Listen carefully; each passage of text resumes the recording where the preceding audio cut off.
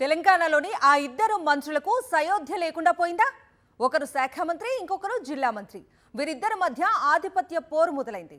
దీంతో జిల్లా ఇన్ఛార్జ్ మంత్రి ఎంట్రీ ఇచ్చి రానున్న మహాజాతర బాధ్యతలు తీసుకున్నారా?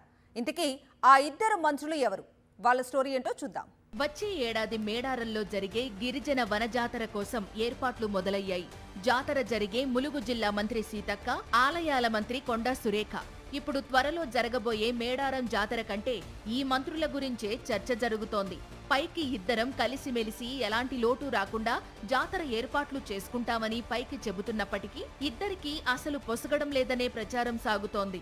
దీంతో ఇద్దరి పంచాయతీ ముఖ్యమంత్రి రేవంత్ రెడ్డి దగ్గరకు వెళ్లిందనే టాక్ నడుస్తోంది. సమ్మక్క సారలమ్మ జాతర సమీక్షలు మొదట్లో ఇద్దరు మంత్రులు వేరువేరుగా నిర్వహించారు. ఇద్దరి మధ్య పోరు సాగుతుందనే వార్తలు రాగానే 2 రివ్యూలు కలిసి చేశారు. మీడియా సమావేశాల్లో కూడా తమ మధ్య ఎలాంటి విభేదాలు లేవని ప్రకటించారు. మహిళలు ఎదుగుతుంటే తట్టుకోలేక తప్పుడు ప్రచారం చేస్తున్నారని ఆగ్రహం వ్యక్తం చేశారు. సమ్మక్క సారలమ్మ లెక్క అక్కా చెల్లెళ్లలాగా కలిసే ఉన్నామని చెప్పారు. ఇంతలోనే ఏమైందో తెలీదు. జాతర పనుల బాధ్యత నుంచి కొండా సురేఖ, సీతక్క కొంత దూరంగా అంటిముట్టనట్లు ఉంటున్నారట.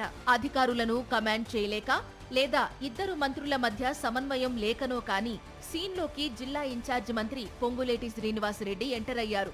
మేడారం జాతర బాధ్యతలు ఆయన భుజాన వేసుకున్నారట.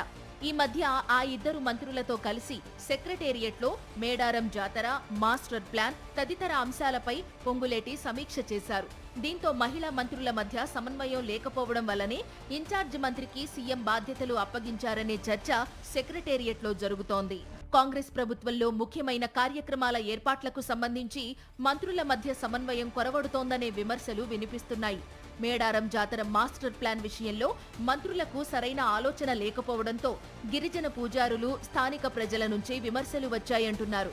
దీంతో మాస్టర్ ప్లాన్ పై తుది నిర్ణయం సీఎం దగ్గరకు చేరింది. జాతర వరకు ఇద్దరు మహిళా మంత్రులు ఇలాగే ఉంటారా, లేక కలిసిమెలిసి పనిచేస్తారా అనే చర్చ జరుగుతోంది.